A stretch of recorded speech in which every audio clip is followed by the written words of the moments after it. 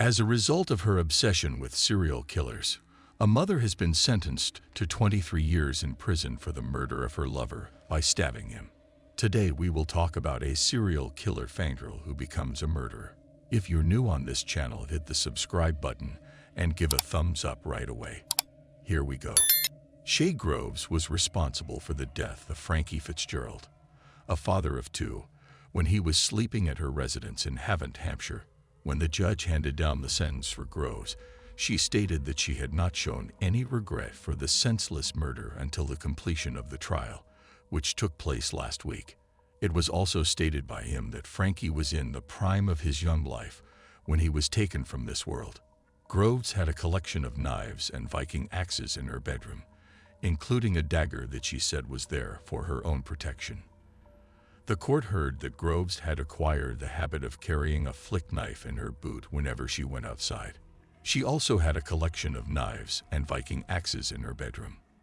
The sentence was handed down by Mr. Justice Care, who stated that Groves had lost her anger and acted on impulse on the night of the murder, referring to it as a crime of passion. Additionally, he stated that Groves has blighted the lives of Frankie's family and loved ones for decades to come since the incident occurred. When Mr. Care addressed the defendant, who was sitting in the dock without expressing any emotion, he continued by saying, "This was a crime of passion. You loved the man you killed and killed the man you love." In the same way that a crime of passion is not committed in cold blood, you are not a killer who is completely cold-blooded. Jealousy was the driving force behind the attack, according to the testimony presented in court, which occurred when Groves discovered that Frankie was contacting a girl who was believed to be 13 years old. The magistrate stated that the better part of you did not want Frankie hurt. You loved him and wanted him to love you back. On the other hand, you were possessive and jealous. It was discovered that Groves had a strong fascination in true crime, as evidenced by the fact that she had framed photographs of serial killers such as Ted Bundy and Jeffrey Dahmer at her residence. Some of the other photographs that were framed included those of the Moors murderer Myra Hindley, the Yorkshire Ripper Peter Sutcliffe, and the serial killer Rose West. Frankie's family stated that he could never be replaced after the verdict of guilty brought him to justice. In a written statement, they stated, "As a parent, you never expect to outlive your children. You will do anything in your power to protect them." Unfortunately, he leaves behind two children who will never have the opportunity to get to know their father. He was a handsome and charming individual. We are grateful to the jury for passing their decision today. We love and miss you more than everything else in this world, Frankie, and we will always remember you. Our hearts will always be filled with the radiance of your brilliance.